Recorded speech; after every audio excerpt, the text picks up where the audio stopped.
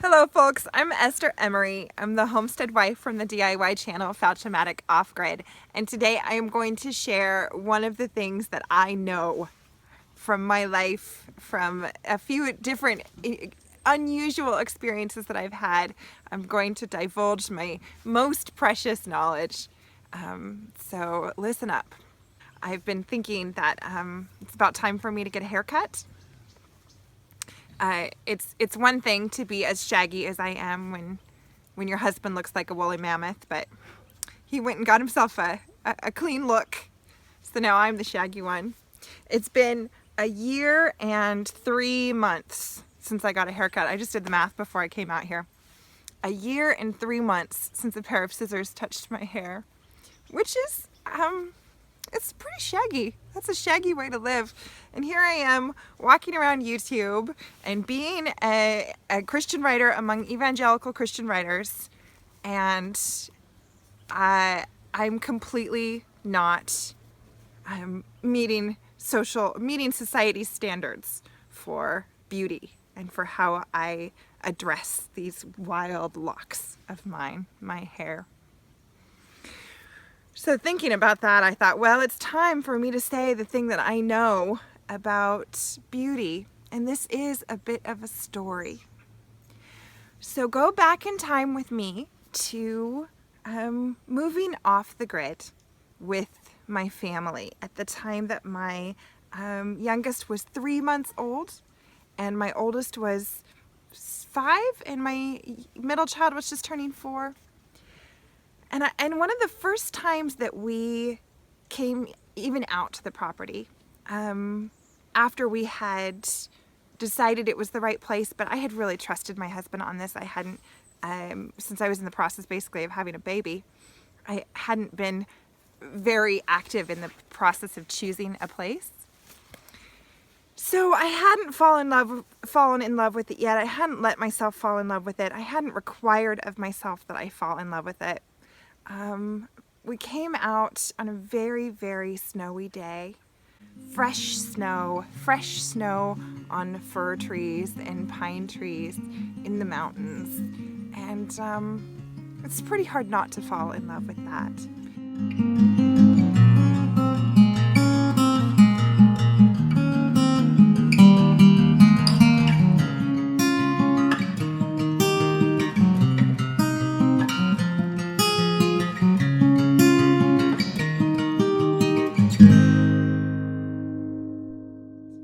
I was so energized by the beauty around me that I asked my husband to take a picture of me, which I never ever do.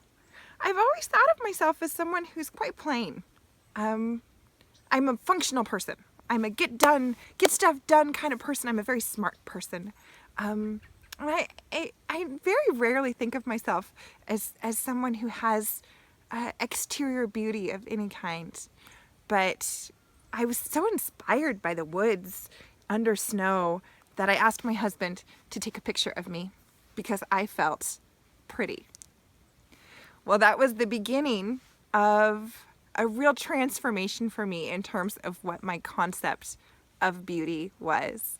For quite some time, when we first moved into our yurt, we had no mirror at all. And then we had a mirror. It's kind of a scratched up hand-me-down mirror, which is the front of our bathroom cabinet, but we didn't have very much light with which to see the mirror. So my ability to examine and judge my own reflection was really taken away from me. I no longer had the ability to several times a day take a look at myself and start making criticisms, or even if I weren't to have a critical idea, just to build that exterior idea of what I looked like. And I started to feel that my sense of beauty was truly emanating or created from within. I've heard it said, I'm not sure who I'm quoting here, but I'll find it out and put it in the description. I've heard it said that nature is beautiful as long as it is wild. Any part of nature is beautiful as long as it is wild. I think that's the lesson that the woods have to teach in terms of how we judge what is beautiful. It's really a constant inspiration to be around the colors and all of the sensory stimulus of a wild place. But how do you as a person become wild? People are not wild. This is such a question because I think, at least in theory, we're fairly civilized. We're not wild. But again, I think that the woods do have something to teach about how we should be wild, or which parts of us we should leave wild. I feel like I went kind of well, let's just say wild. I feel like I went wild in my first year in the woods. And I definitely, when I got back to a situation where I could look at myself, I was a bit shocked to see what I looked like. I had no hair at all and not a shred of makeup, and I just hadn't thought about it. Just hadn't thought about what I looked like for so long that it was a bit of a shock when I got back to one of those mirrors and really took a look at it. I thought, wow, I've really let myself go. And then I had to make a comparison between, well, did I really let myself go? It is the interior sense of satisfaction, the inspiration as a creative person, the feeling of being a part of and integrated into a landscape that's beautiful. Was that all a lie? And in fact, really what I need to do is to put on some more lipstick? I really face those questions. And that's why I feel like I can come to you today and offer you something, because I've come to believe that the best way to be beautiful and to experience beauty is to close your eyes. The best way to be your fullest self is to stop looking in mirrors. Because I have found such a strong homing signal that brings me back to my authentic self, and nothing disrupts it faster than my reflection. Of course, that reflection occurs in not only in mirrors, but in presentations of ourselves. I know that a lot of you, some of you who watch my videos, also make YouTube videos of your own, or maybe bloggers, or even if you're not, you probably at least have an Instagram account, or maybe you don't. But our modern contemporary lives often ask of us that we present ourselves and examine our reflections. I've found that this is a potion with which it's very easy to overdose. The examination of one's own reflection. It can be a really rapid and permanent unsettling from your inner guide, from your sense of which direction to go. So to come back to this idea of wild, I don't want to be wild in a sense of causing harm, of course. But I do treasure my ability to be wild in a sense of working from the inside out. Recognizing that I have some kind of a plumb line inside of me that determines whether I am on track or not on track. And I don't need to overemphasize feedback, especially not the feedback loop of my own sense of my reflection. I don't need to prioritize that over my capacity to feel who I am from the inside out. A friend of mine who's in seminary was telling me about something she's reading on the idea of deception and the contrast between deception and authenticity, and how you have an authentic path that you seek out because it provides joy and satisfaction, and because it's the way in which you're most able to express compassion. And then people tell you, or things tell you, or a story. I mean, who is it that tells you? You get an idea that you're not telling the truth about that. That isn't really who you are. You might have thought you were a nice person, but actually such and such failure names you. You may have thought you were pretty, but really, have you looked at such and such about your body? So certainly you aren't that. And you have these messages of deception that corrupt your authentic sense of self. And my friend was explaining to me that she hadn't necessarily thought of it that way before, and she was realizing that freedom is less articulate than the lack of freedom. There's a big question mark. There's a big mystery to the sense of stepping out and being authentic. It's a life with your eyes closed. It's a life without mirrors. When I went for a year without the internet, I experienced this in a big way. I am an artist and I value beauty. My husband and I both value beauty. We construct our lives around beauty. It's so easy to then put those standards back on yourself in a way that's harmful. It's easy to say that I appreciate beauty, and so the only beautiful thing around here is the woods. Or the only beautiful thing around here are the things that I make and give to other people. The only beautiful things around here are the things that my husband crafts and designs. It's harder. And I think it actually takes strength of character and humility to recognize yourself as also beautiful. When I think about the deceptions of the world, one of the first things that I think is this very commonly held idea that your own self-care and your ability to care for others are in conflict. There's this idea that you're pulling this way and everybody else is pulling this way. And so if you need to take care of yourself, of course you're going to pull that away from somebody.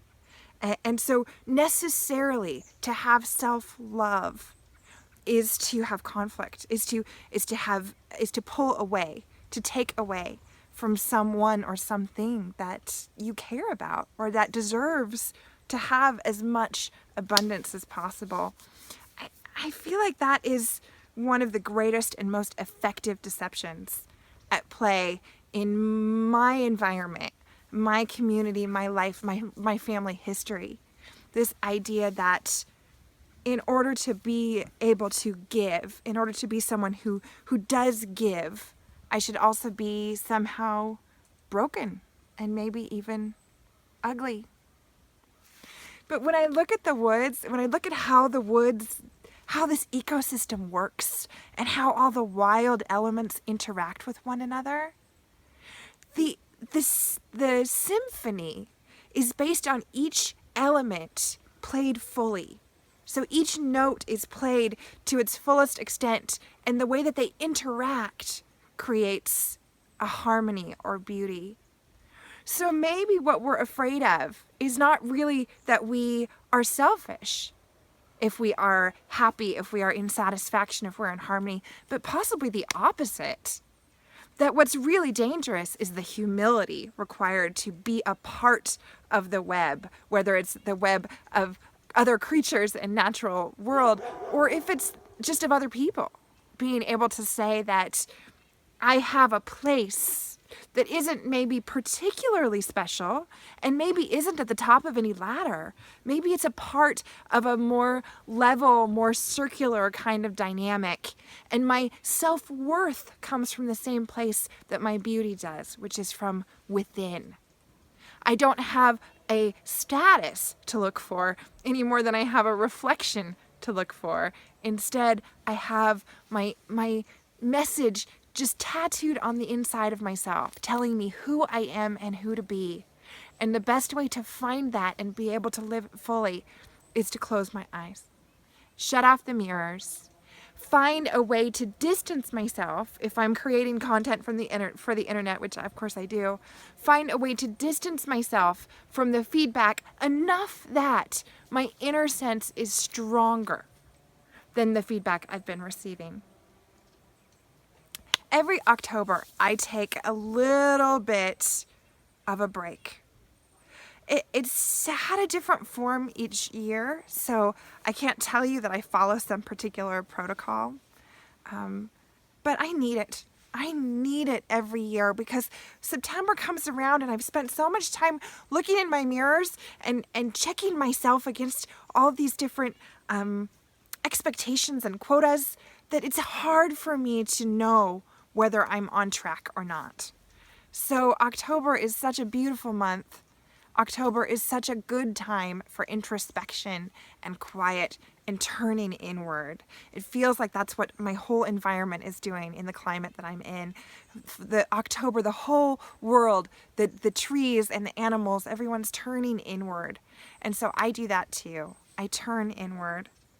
And that's when I find my ability to reconnect to that plumb line and a ability to disengage from some of the ego chasing that I've been doing. I'm sure a lot of you know the story of Narcissus and his pool. Narcissus, who falls in love with his own reflection in the pool, and he's trapped there. He can't leave. He can't become his full self because he's looking at his reflection in the pool. Well, these stories come from somewhere, right? These stories come from really deep truths. And I think that as much as the internet is kind of a current issue of our time, it's resonant with an age-old issue of what it is to be human and how easy it is to be distracted from your authentic path by a reflection, a mirror, which then allows the work of deception to occur. So I can't tell you whether or not I'm going to get a haircut this week. I think probably I will get a haircut this week. If nothing else, because there's going to be less hair to wash in these cold weather showers. But I hope that I won't get a haircut because that will make me more myself. I hope I won't get a haircut because that exterior sense of me is going to fulfill some expectation of who I am or who I ought to be, because I've learned from the woods that I should look for that from the inside. I'm Esther Emery. Thanks for watching. I'll see you next week. Then there's the line. There's the dragon stables over there. Took out the dinosaur, but it's not important. There's my ball. Hey, look. There's the sky.